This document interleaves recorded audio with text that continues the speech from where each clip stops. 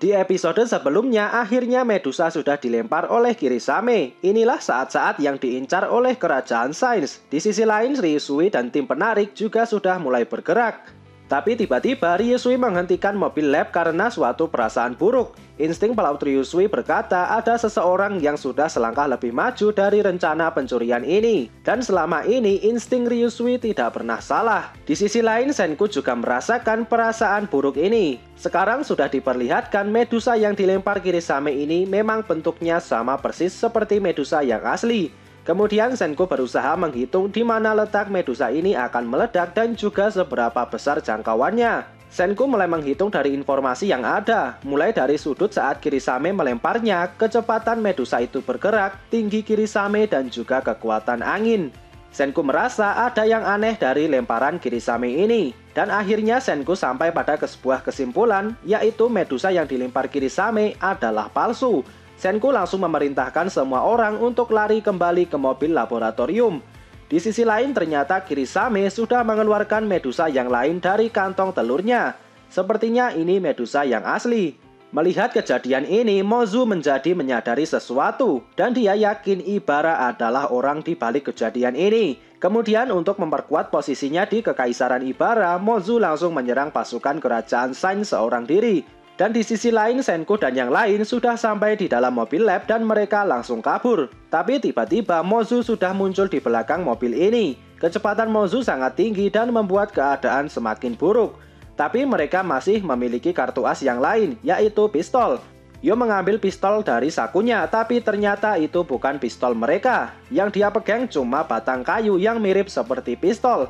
Dan ternyata Magma dan Gen tidak ada di dalam mobil ini. Dan benar saja ternyata Magma mencuri pistol itu dan membawanya kabur. Di malam hari sebelum penyerangan ini ternyata Magma mencuri pistol itu dari sakunya Yo. Dan aksinya ini ketahuan oleh Gen. Tapi Magma langsung memukul Gen jadi Magma bisa lolos. Sekarang Magma berkeliaran dengan membawa pistol itu dan Gen mengikutinya. Magma berencana untuk menemukan Ibara dan membunuhnya dengan tangannya sendiri. Mereka akhirnya sampai di sebuah tempat di sebelah rumah kepala suku. Tapi tiba-tiba mereka berdua mendengar dan melihat Perseus yang bergerak. Ternyata Ibara dan juga banyak prajuritnya sudah berkumpul di kapal Perseus. Senku dan tim laboratorium juga menyadari hal itu. Dan tidak sengaja mereka mendengar percakapan prajurit Ibara di sekitar sana. Prajurit ini berkata untuk pergi dari sini dan masuk ke kapal. Atau kalau tidak kau akan mati. Mendengar ini, kerajaan Sains mendapat sebuah kesimpulan. Ibara sengaja tidak menghancurkan Perseus untuk menunggu momen saat ini. Dengan kapal sebesar ini, Ibara yakin bisa menaikkan seluruh penduduk Pulau Harta ke atas kapal dan dengan begitu dia bisa menginterogasi seluruh orang dan mencari barangkali ada pengkhianat yang lain. Dan jika di antara orang-orang ini tidak ada anggota kerajaan Sains, maka Ibara berencana menyelimuti seluruh pulau sekaligus supaya mereka yang bersembunyi bisa menjadi batu. Semua orang menjadi panik, tapi bagi Senku ini juga kesempatan besar. Mungkin saja mereka bisa melakukan pembersihan total pada musuh dan juga merebut Medusa sekaligus. Senku berharap Magma akan bergerak dan membuat pengalihan. Dan ternyata memang benar Magma sekarang turun dari tempat tadi dan sekarang sudah mendekati kapal Perseus. Gen juga mengikutinya di belakang. Sekarang jaraknya masih cukup jauh tapi Magma sudah berpikir untuk menembak Ibara sekarang. Dan tanpa pikir panjang, Magma langsung menembakkan pistol itu dan karena jaraknya terlalu jauh, pelurunya tidak sampai ke kapal dan cuma mengenai salah satu kapal kecil. Sementara itu, Ryusui mendapat ide yang brilian. Mereka bisa menunjukkan patung kepala suku yang sudah menjadi batu di hadapan semua orang. Dengan begitu, kejahatan Ibara akan terungkap. Amaryllis berkata, posisi kepala suku seharusnya diberikan dari orang tua ke anaknya. Dan dengan begitu, seharusnya yang menjadi pemimpin selanjutnya adalah Soyuz. Dan sekarang mereka membagi tim menjadi dua. Yang satu masuk ke dalam pulau dan mengambil patung kepala suku. Tim ini terdiri dari Soyuz, Yuzuriha, Suika, Ukyo, dan Taiju, dan Amaryllis. Dan tim satunya lagi adalah tim pengalih perhatian yang akan menyerang langsung ke kapal dan juga berusaha mengambil pistol dari tangannya Magma sebelum pelurunya habis. Tim ini terdiri dari Senku, Chrome, Kaseki, Yo, Nikki, dan Kinro. Dan kebetulan Magma baru saja menggunakan pistol itu jadi posisinya sekarang mudah ditemukan. Di tempat Gen sekarang dia hampir saja diserang oleh dua prajurit, tapi Gen menunjukkan trik sulapnya dan ternyata tipuan Gen ini berhasil membuat dua prajurit ini langsung lari. Sekarang Gen dan Magma naik ke atas kapal itu dan bergerak mendekati Perseus. Gen bingung kenapa dia malah mendekat ke Perseus dan sekarang dia ingin kembali. Tapi Magma sudah tidak bisa ditahan. Dia langsung mendayung kapal ini ke arah Perseus. Di sisi lain, tim penyerang kerajaan Sains mengetahui Magma yang sudah mulai mendekati Perseus dan mereka harus merebut pistol itu sebelum pelurunya habis. Kemudian Niki langsung menyerang prajurit yang membawa kapal dan merebutnya. Mereka semua langsung naik ke atas kapal dan mengejar Magma.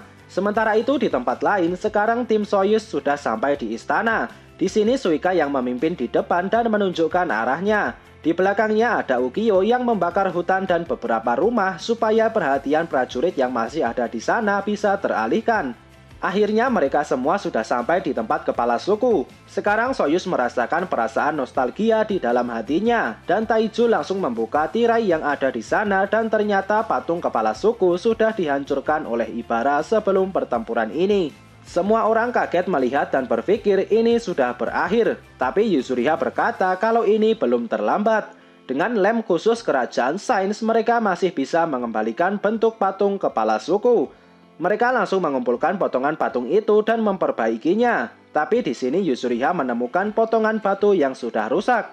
Yuzuriha mengira beberapa bagian pasti sudah jatuh dan sekarang sudah menjadi abu. Jadi patung ini sudah tidak bisa dibangkitkan lagi. Di sisi lain, Soyuz melihat potongan tangan dari patung itu. Soyuz langsung mengambil tangan itu dan dia langsung mengingat masa lalunya saat masih bayi.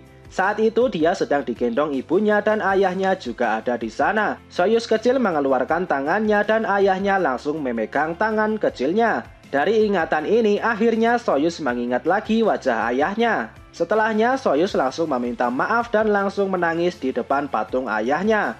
Semua orang juga merasakan apa yang Soyuz sedang rasakan saat ini. Tapi Soyuz langsung bisa bangkit. Dia bertekad akan memperbaiki patung ini dan membawanya ke kapal Perseus. Sekarang di tempat Senku mereka sudah sampai di kapal Perseus, tapi Magma masih selangkah lebih cepat dari mereka. Magma langsung menembakkan satu peluru lagi, tapi itu tidak mengenai Ibara.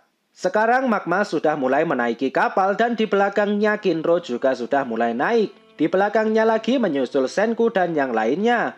Dan pertempuran habis-habisan di atas kapal ini akan segera dimulai. Setelah sampai di atas kapal, Magma langsung menembakkan pistol itu dengan asal-asalan dan tidak ada satupun peluru yang mengenai Ibara. Dan Niki langsung memukul Magma dan merebut pistol itu. Magma marah karena Niki memukulnya sangat keras, tapi Niki tidak takut dan menantang Magma berduel jika Magma berani. Setelahnya pistol itu diberikan kepada Yo dan ternyata pelurunya cuma tersisa 3 butir. Kemudian Senku membungkus magnesium dengan kertas. Kemudian magnesium itu ditaruh di ujung pistol.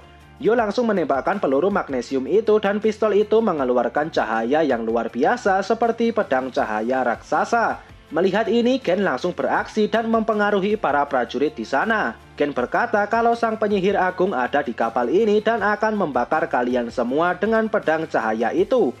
Mendengar hal ini, semua prajurit menjadi ketakutan dan langsung terjun ke laut. Sekarang musuh mereka sudah banyak berkurang, tapi dari arah laut muncul sebuah perahu yang mendekat, dan ternyata itu adalah Mozu. Sekarang kerajaan Sains tidak punya tempat untuk kabur lagi dan mereka harus melawan Mozu secara langsung. Kemenangan kerajaan Sains bergantung pada pistol yang dibawa Yo.